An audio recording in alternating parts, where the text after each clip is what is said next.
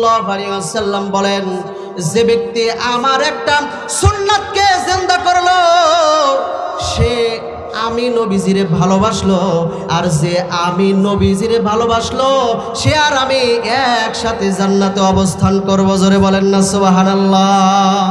বাজান রে আমার, যদি আমরা সুন্নাতের উপরে আমল করতে পারি, সুন্নাতের উপরে আমল করলে আল্লাহর পয়গম্বর সাল্লাল্লাহু আলাইহি ওয়াসাল্লামের জিন্দেগিকে যদি আমরা ফলো করি, নবীজির সুন্নাতের উপর যদি আমরা আমল করি, আমি সমাজের হেয় প্রতিপন্ন মানুষ হতে পারি, সমাজের নিম্ন শ্রেণীর মানুষ হতে পারি, কিন্তু আমার সম্মান এত উপরে উঠে যাবে যা কল্পনাও করা যায় না। হাদিস শরীফের ভিতরে আসছে, খেয়াল করেন, নবীজির সুন্নাতের উপর আমল করলে সম্মান যে আল্লাহ তাআলা বাড়ায় দেন, একটু খেয়াল করেন। আল্লাহর পয়গম্বর সাল্লাল্লাহু আলাইহি ওয়াসাল্লাম একদিন বয়ান করতেছিলেন, যে ব্যক্তি সর্বহালতে ওযু অবস্থায় থাকবে, ওযু করার পরে যে ব্যক্তি তাহিয়াতুল ওযু নামাজ আদায় করবে, এই ওযু করার পরে তাহিয়াতুল ওযু নামাজ আদায় করা, সর্বহালতে ওযু অবস্থায় থাকা, এটা হলো নবীজির একটা সুন্নাত। হযরত বেলাল রাদিয়াল্লাহু তাআলা আনহু আল্লাহর পয়গম্বর সাল্লাল্লাহু আলাইহি ওয়াসাল্লামের জবান থেকে এই কথা শোনার পরে সর্বহালতে ওযু অবস্থায় থেকেছেন। যখন ওই ওযু চলে গেছে, ওযু করে নিয়েছেন, ওযু করার পরে আবার তাহিয়াতুল ওযু আদায় করেছেন। এই যে একটা সুন্নাতকে উনি আঁকড়ায় ধরছেন, এই সুন্নাতকে আঁকড়ায় ধরার কারণে আল্লাহ পাক রব্বুল আলামিনের দরবারে দাম কত বেড়ে গেছে। আল্লাহর পয়গম্বর সাল্লাল্লাহু আলাইহি ওয়াসাল্লাম যখন মেরাজে গেছেন, মেরাজ থেকে চলে আসার পরে হযরতে বেলাল রাদিয়াল্লাহু তাআলা আনহুকে ডাক দিয়ে বলতেছেন, বেলাল রে, তুমি এমন কি আমল করো রে, তোমার কদম চলে দুনিয়ায়, তুমি হাঁটো দুনিয়ায়, কিন্তু তোমার কদম জান্নাতের ভিতরে চলমান। ওরে বেলাল, তুমি এমন কি আমল করো? হযরতে বেলাল রাদিয়াল্লাহু তাআলা আনহু ডাক দিয়ে বলেন, ওগো পয়গম্বর, আমি তো তেমন কোনো আমল করি না, আমি যেই দিন আপনার জবান থেকে শুনেছি সর্বহালতে ওযু অবস্থায় থাকা, ওযু করার পরেই তাহিয়াতুল ওযুর নামাজ আদায় করা, ওগো পয়গম্বর, আপনার জবান থেকে শোনার পর থেকে নিয়ে আজ পর্যন্ত আমি কোনোদিন এই আমলটা ছাড়ি নাই। সর্ব অবস্থায় ওযুর হালতে থেকেছি, যখনই ওযু চলে গেছে ওযু করে নিয়েছি, আর যখনই আমি ওযু করেছি গো পয়গম্বর, সাথে সাথে তাহিয়াতুল ওযু নামাজ আদায় করে নিয়েছি। আল্লাহর নবী ডাকতে বলেন, এ বেলাল, বুঝেছি বুঝেছি, আর কোনো কারণ নয়, তুমি এই সুন্নাতকে আঁকড়ে ধরেছো, এই সুন্নতের ইহতেমাম করেছো, এজন্য আল্লাহ পাক রব্বুল আলামিন তোমার মর্যাদা বাড়ায়া দিয়েছে। বাজান রে, এজন্য সুন্নাতের উপর আমল করা দরকার আছে না? না, আমরা তো বর্তমান সুবিধাবাদ, শুধু খাবারের পরে মিষ্টি খাওয়া সুন্নাত, এইটা আমাদের ভালো, খুব সুন্দর আমল আছে, কিন্তু মাঝে মধ্যে যে মার খাওয়া সুন্নাত, এর উপরে আমাদের আমল নাই। কথা বলেন ঠিক কিনা? সুন্নাত নয় শুধু দাওয়াতের মেহমান, সুন্নাত নয় শুধু খাওয়া শেষে মধুপান, আরো কিছু সুন্নাত আছে তুমি জানো কি, জানলেও জীবনে কখনো তা মানো কি। ঠিক কিনা জোরে বলো? আরো কিছু সুন্নাত আছে তুমি জানো কি, জানলেও জীবনে কখনো তা মানো কি। সুন্নাত শুধু নয় মজলুম সহায়ক, সুন্নাত উহুদে জালিমের প্রতিরোধ। ঠিক কিনা করে বলে? সুন্নাত শুধু নয় নির্জন ধ্যানে যাওয়া, আরো সুন্নাত হলো পাথরের আঘাত খাওয়া। মোহাব্বতে তার সুদিনের সাথী তুমি, মোহাব্বতে তার সুদিনের সাথী তুমি, দুর্দিনেও তার পাশে থাকো কি আরো কিছু সুন্নাত আছে তুমি জানো কি, জানলেও জীবনে কখনো তা মানো কি। ঠিক কিনা জোরে বলেন? আমরা শুধু খাবারের পরে মিষ্টি খাওয়া সুন্নাত, এই সুন্নাত নিয়ে পড়ে আছি, কিন্তু বাজার না না, আমার ব্যক্তিগত জীবনেও রসুলের সুন্নাত প্রয়োজন আছে, আমার পারিবারিক জীবনেও রসুলের সুন্নাত প্রয়োজন আছে, আমার সামাজিক জীবনেও রসুলের সুন্নাত প্রয়োজন আছে, আমার রাষ্ট্রীয় জীবনেও রসুলের সুন্নাত আছে। আমার পারিবারিক থেকে নিয়ে রাষ্ট্রীয় পর্যায় পর্যন্ত সব জায়গায় যখন রসুলের সুন্নাত কায়েম হবে, তো সারা পৃথিবীর মানুষ শান্তিতে বসবাস করতে পারবে, আর কোনো হানাহানি থাকবে না। কথা বলেন ঠিক কিনা? বাজানরা আমার জন্য সুন্নাতের উপরে আমল করতে হবে। রাজি আছি তো আমরা ইনশাআল্লাহ? কে কে রাজি আছেন? তুই হাত উঁচু করে আল্লাহরে দেখায় দেন। নারে তাকবীর, লিল্লাহি তাকবীর। আল্লাহ কবুল করেন, বলেন আল্লাহুম্মা আমিন। আল্লাহ পাক রব্বুল আলামিন আমাদের সবাইকে রাসূলের সুন্নাতের উপর আমল করার তৌফিক দান করেন, বলেন আল্লাহুম্মা আমিন। বাজানরা আবার একটু খেয়াল করেন, রাসূলের সুন্নাতের উপরে আমল করলে যেমন আল্লাহ পাক রব্বুল আলামিন সম্মান বাড়ায়া দেন, মর্যাদা বাড়ায়া দেন, ওই রকম ভাবে আল্লাহর নবীর সুন্নাত যদি ছুটে যায় তেমনি ভাবে ক্ষতিও হয় কি হয় না? যেই ব্যবসার লাভ আছে ওই ব্যবসার ক্ষতিও আছে। সুন্নাতের উপরে আমল করলে যেমন ফায়দা, সুন্নাত ছেড়ে গেলে ওরকম অসুবিধাও আছে, ক্ষতিও আছে। সুন্নাত ছেড়ে দিলে কেমন ক্ষতি হয় একটু খেয়াল করেন। একটা ঘটনা বলবো, শুনলে বুঝে আসবে সুন্নাত ছেড়ে দিলে কেমন ক্ষতি হয়। বাজানরে আমার একবার এক বুজুর্গ ব্যক্তি আল্লাহর পয়গম্বরের এক হাদিস বললেন। নবীজি হাদিসের ভিতরে ঘোষণা করছেন, যদি কোনো ব্যক্তি সুন্দর করে ওযু বানাইয়া 2 রাকাত নামাজ এমন ভাবে পড়তে পারে যেই 2 রাকাত নামাজের ভিতরে আল্লাহ পাক রব্বুল আলামিনের ধ্যান খেয়াল ছাড়া আর কোনো খেয়াল আসে নাই, এরকম ভাবে যদি 2 রাকাত নামাজ কোনো ব্যক্তি পড়তে পারে রে, আল্লাহর নবী ঘোষণা করে দেন ওয়াজাবাত লাহুল জান্নাহ, ওই ব্যক্তির জন্য আল্লাহর জান্নাত ওয়াজিব হয়ে যাবে। জোরে বলেন না সুবহানাল্লাহ।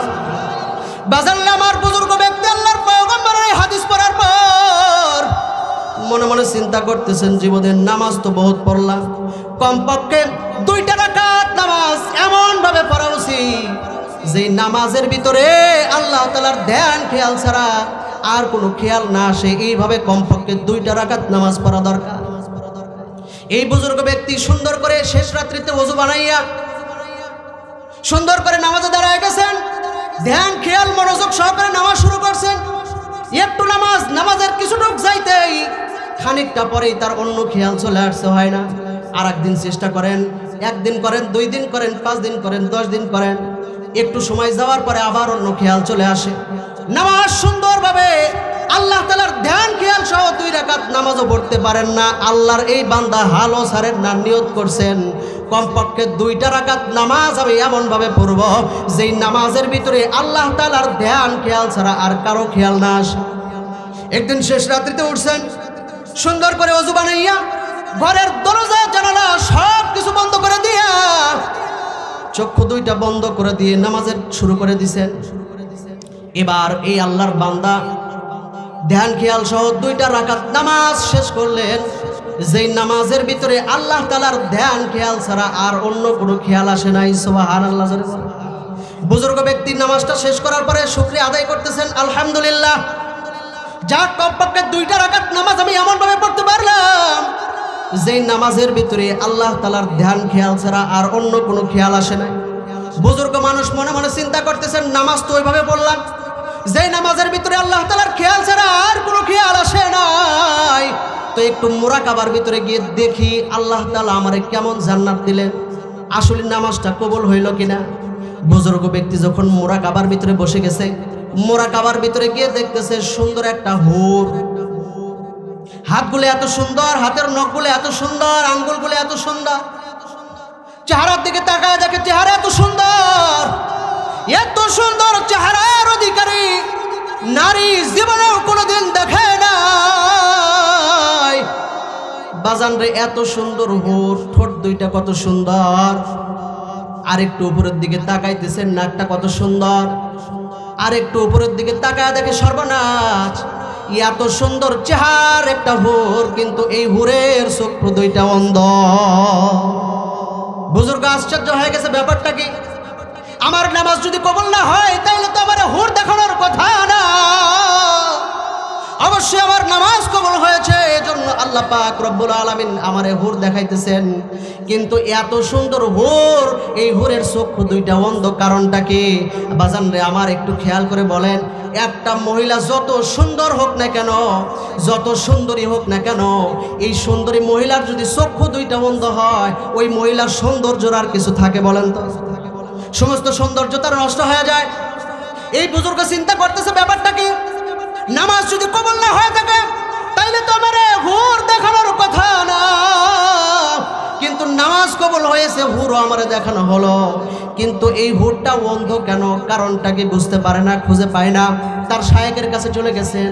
শায়েকের কাছে যাবার পরে যখন সমস্ত ঘটনা খুলে বলছেন, তো তার শায়েক ডাক দিয়ে বলতেছে, বাবা তুমি যখন নামাজ পড়ো ওই সময় তোমার চক্ষু খোলা ছিল না বন্ধ ছিল? যখন তোমার চক্ষু খোলা ছিল, তোমার চোখ বন্ধ ছিল? যখন তুমি নামাজ পড়তেছিলে, নামাজের ভিতরে তোমার চক্ষু বন্ধ ছিল না খোলা ছিল? এই বুজুর্গ ডাকতে বলতেছে, হুজুর নামাজের ভিতরে যেন একগ্রতা আসে, এই জন্য চক্ষু দুইটা বন্ধ করে নামাজ আদায় করেছি। এবার তার শায়েক ডাক দিয়ে বলতেছে, বাবা বুঝেছি, আর কোনো কারণ নয়, নামাজের ভিতরে চক্ষু খোলা রাইখা নামাজ আদায় করা এটা হলো রসুলের সুন্নাত। তুমি রসুলের সুন্নাত ছেড়ে দিয়েছো, নামাজের ভিতরে চক্ষু বন্ধ করে নামাজ আদায় করেছো। আল্লাহর পয়গম্বরের সুন্নাত ছেড়ে দেওয়ার কারণে আল্লাহ তাআলা তোমারে হুর দিয়েছেন ঠিক, কিন্তু অপূর্ণাঙ্গ এবার বুঝে থাকলে বলেন যে একটা সুন্নাত ছেড়ে দেওয়ার কারণে যদি এরকম ক্ষতি হয়, বাজান রে আমাদের জিন্দেগীর শুরু থেকে শেষ পর্যন্ত প্রতিটা ধাপে ধাপে প্রতিটা ক্ষেত্রে যদি আমরা আল্লাহর পয়গম্বরের সুন্নাতকে ছেড়ে দেই, আল্লাহর নবীজির সুন্নাত থেকে যদি দূরে থাকি, তাহলে আমরা আরো বেশি ক্ষতির ভিতরে পড়ব কি পড়ব না? এজন্য আল্লাহর পয়গম্বরের সুন্নাতের উপর আমল করা দরকার আছে না নাই? বাজানরা আমার, আল্লাহর নবীর সুন্নাত সব জায়গায় আছে। আপনি মসজিদে প্রবেশ করবেন, নবীদের সুন্নাত আছে। বের হবেন, ওই সময় নবীদের সুন্নাত আছে। আপনি ঘুমাইতে যাবেন, নবীদের সুন্নাত আছে। ঘুম থেকে জাগবেন, নবীদের সুন্নাত আছে। বাথরুমে প্রবেশ করবেন, সুন্নাত তরিকা আছে। বের হবেন, সুন্নাত তরিকা আছে। ঢোকার দোয়া আছে, বের হবার দোয়া আছে। গোসলের সুন্নাত আছে, ওযুর সুন্নাত আছে। সব জায়গায় আল্লাহর পয়গম্বরের সুন্নাত কায়েম করা লাগবে। আল্লাহ কবুল করেন, বলেন আল্লাহুম্মা।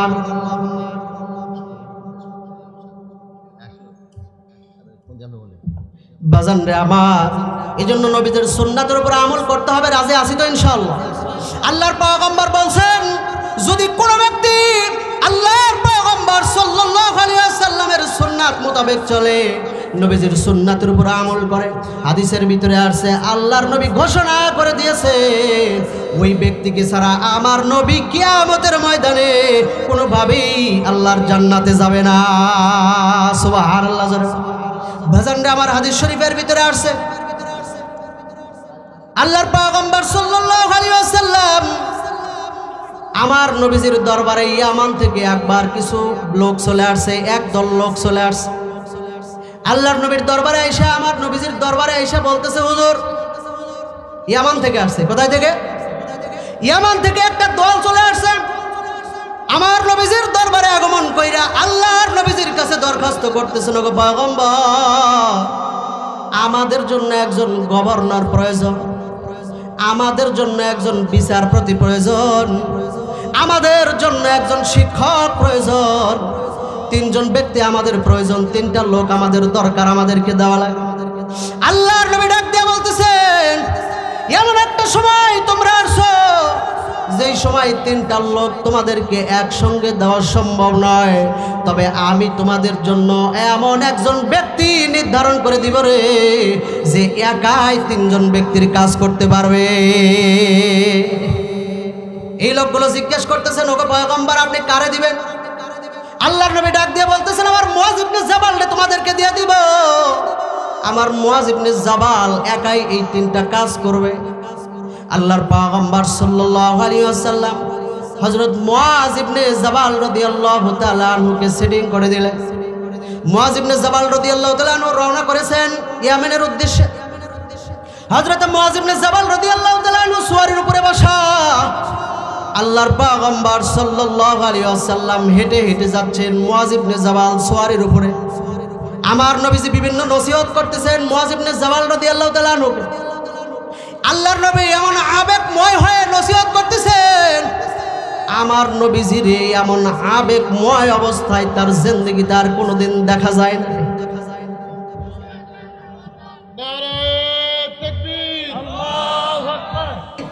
তিনজন লোক একসাথে দেওয়া সম্ভব না, তবে আমি তোমাদেরকে এমন একজন লোক পেট করে দিচ্ছি যে একাই তিনজনের কাজ করতে পারবে। একাই যে তিনজনের কাজ করতে পারবে। ইয়ামান থেকে আসা লোকগুলো জিজ্ঞেস করতেছে, ওগো নবীজি কারে দিবে? আল্লাহর পয়গম্বর সাল্লাল্লাহু আলাইহি ওয়াসাল্লাম ডাক দিয়ে বলে, আমার মুআয ইবনে জাবাল রে আমি তোমাদের জন্য নিযুক্ত করে দিলাম। হযরত মুআয ইবনে জাবাল রাদিয়াল্লাহু তাআলা আনহু যখন চলে যাচ্ছেন, হযরত মুআয ইবনে জাবাল রাদিয়াল্লাহু তাআলা আনহু সওয়ারির উপরে বসা, আর রাহমাতাল লিল আলামিন তিনি নিজ দিয়ে হেঁটে হেঁটে যাচ্ছেন। আল্লাহর নবী হেঁটে হেঁটে যাচ্ছেন, আর মুআয ইবনে জাবাল রাদিয়াল্লাহু তাআলা আনহু সওয়ারি অবস্থায়। আল্লাহর পয়গম্বর সাল্লাল্লাহু আলাইহি ওয়াসাল্লাম বিভিন্ন ধরনের নসিহত করতেছে। আমার নবীজির 63 বছর জিন্দেগির ভিতরে আমার নবীরে এমন আবেগময় মুহূর্তে আর কখনো দেখা যায় না। আল্লাহর নবী বিভিন্ন ধরনের নসিহত করতেছেন, মনে হয় যেন মুআয ইবনে জাবাল রাদিয়াল্লাহু তাআলা আনহুর সাথে জীবনের শেষ দেখা। আমার নবীজির সাথে আর কোনো দিন দেখা হবে না। মনে হয় যেন জিন্দেগির শেষ দেখা, আর কোনোদিন দেখা হবে না। আল্লাহর পয়গম্বর সাল্লাল্লাহু আলাইহি ওয়াসাল্লাম নসিহত করতেছেন, বাজান রে আমার হাঁটতে হাঁটতে এক সময় মদিনার পথ শেষ হয়ে গেল। আল্লাহর নবীজি দাঁড়ায় গেলেন, মুআয ইবনে জাবাল রাদিয়াল্লাহু তাআলা আনহুরে ডাক দিয়ে বলতেছেন, মুআয এবার তুমি যাও। হযরত মুআয ইবনে জাবাল রাদিয়াল্লাহু তাআলা আনহু রওনা করছেন, কিন্তু আমার নবীজি পিছনের দিকে আসেন না। একটা কলিজার টুকরা সন্তান যখন চলে যায়, মা বাবা যেমন রাস্তায় দাঁড়ায় থাকে, যত দূর পর্যন্ত সন্তানটা দেখা যায়, পিছন দিক তাকায় দেখবেন মা বাবা তাকায় রয়েছে, রাস্তা থেকে বাড়ি ফিরে যায় না। আমার নবীজিও দাঁড়ায় রয়েছেন। ওই তো মুআয ইবনে জাবাল রাদিয়াল্লাহু তাআলা আনহু যায়। এমন সময় হযরতে জিবরাইল আমিন আল্লাহর পয়গম্বরের সামনে দাঁড়ায় বলে, ওগো পয়গম্বর, মুআয ইবনে জাবালের সাথে আপনার জীবনের শেষ দেখা। নবী গো, আর কোনোদিন মুআয ইবনে জাবালের সাথে আপনার দেখা হবে না। আল্লাহর পয়গম্বর সাল্লাল্লাহু আলাইহি ওয়াসাল্লাম এই কথা শোনার সাথে সাথে মুআয ইবনে জাবাল রাদিয়াল্লাহু তাআলা আনহুরে ডাক দিয়ে বলেন, মুআয একটু দাঁড়াও দাঁড়াও দাঁড়াও। এই মাত্র জিবরাইল আমিন খবর দিয়ে গেল, রে মুআয তোমার আমার এইটা জীবনের শেষ দেখা, আর জীবনেও কোনোদিন তোমার সাথে আমার দেখা হবে না। আল্লাহর নবী যখন এই কথা বলছেন, হযরত মুআয ইবনে জাবাল রাদিয়াল্লাহু তাআলা আনহুর সাথে সাথে সোয়ারি থেকে পড়ে গেছে, বালুর ভেতরে গড়াগড়ি দিয়ে কাঁদে।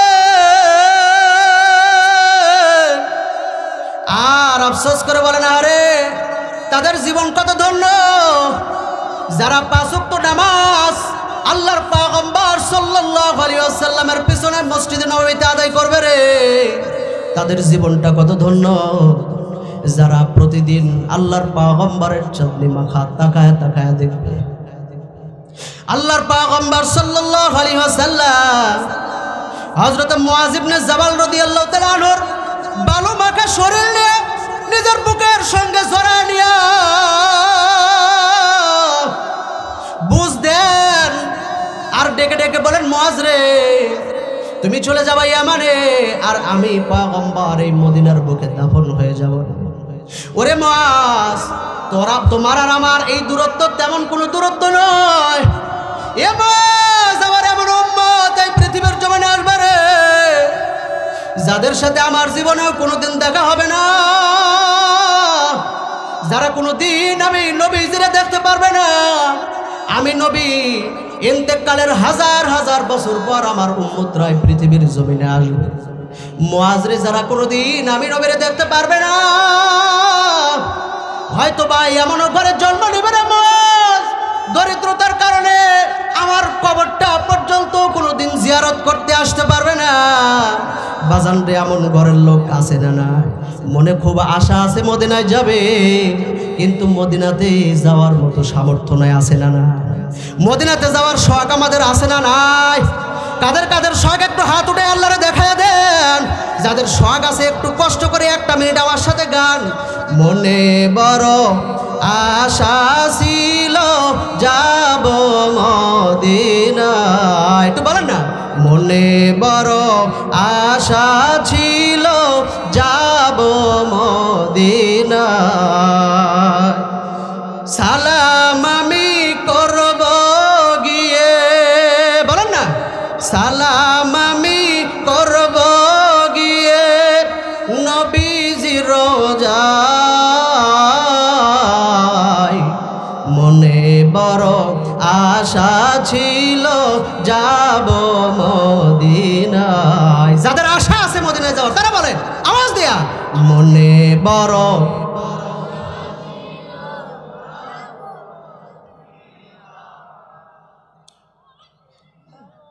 আরব সাগর পাড়ি দিব, নাই কো আমার তরি, পাখি নয় যে উড়ে যাব ডানাতে ভর করি। আমার আশায় আছে সম্বল নাই, আশায় আছে সম্বল নাই, করি কি উপায়। মনে বড় আশা ছিল যাব মদিনায়, আমার মনে বড় আশা ছিল যাব মদিনায়। আল্লাহ কবুল করেন, বলেন আমিন। আরো জোরে বলেন আমিন। বাজান রে, আমার আল্লাহর নবী ডাক দিয়ে বলতেছেন,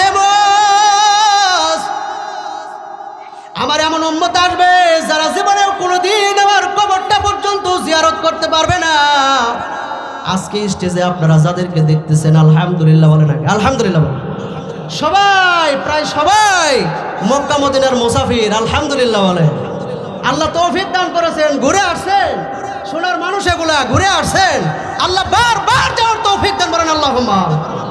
বাজান আমার আল্লাহর পয়গম্বর ডাক দিয়ে বলেন, মুআজ রে, হয়তো এমন ঘরে জন্ম নিবে রে, জীবনে কোনোদিন আমার কবরটা পর্যন্ত জিয়ারত করতে আসতে পারবে না, কিন্তু আরে মুআজ, তাদের মনের ভিতরে আমার মহব্বত থাকবে ভরপুর, কলিজা ভরা মহব্বত থাকবে। তারা আমার সুন্নাতের উপর আমল করবে, আমি নবীর সুন্নাত অনুসরণ করবে, সুন্নতি জিন্দেগি কায়েম করবে রে। আমার সুন্নাতের উপর যারা আমল করবে, আমার ভালোবাসা নিয়ে যারা আমার সুন্নাত কায়েম করবে, মুআজ রে, আমি নবী কথা দিলাম, আমি কিয়ামতের ময়দানে আমার ওই উম্মতকে সাথে না নিয়ে কোনোভাবেই জান্নাতে যাব না। আল্লাহর পয়গম্বরের সাথে জান্নাতে যাইতে আমরা রাজি আছি না নাই? আল্লাহ তাআলা কবুল করেন, বলেন আল্লাহুম্মা আমিন। আয় আল্লাহ, আমরা সবাই আপনার হাবিবের মহব্বত করি, আপনার হাবিবরে ভালোবাসি, আপনার হাবিবের সাথে জান্নাতে যাইতে চাই। আল্লাহ কবুল করেন, বলেন আমিন। আরো জোরে বলেন আল্লাহুম্মা আমিন। আল্লাহ কবুল করেন। বাজান রে আমার, আমি আর সামনের দিকে আলোচনা বাড়াইব না। আজকে যেই মসজিদের উন্নয়ন কলকে মাহফিল, আল্লাহর পয়গম্বর সাল্লাল্লাহু